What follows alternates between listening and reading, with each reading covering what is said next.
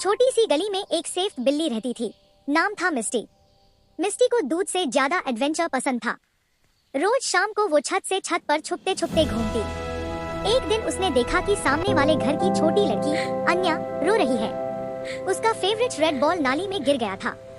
सब लोग बिजी था, किसी ने ध्यान नहीं दिया। मिस्टी धीरे से नीचे आई, नाली के पास झांकी और अपने छोटे से पंजे से बॉल को धक्का देने लगी। 2-3 बार कोशिश के बाद बॉल बाहर आ गया। अन्या की आंखों में चमक आ गई। मम्मा देखो, मिस्टी ने मेरी बॉल बचाई।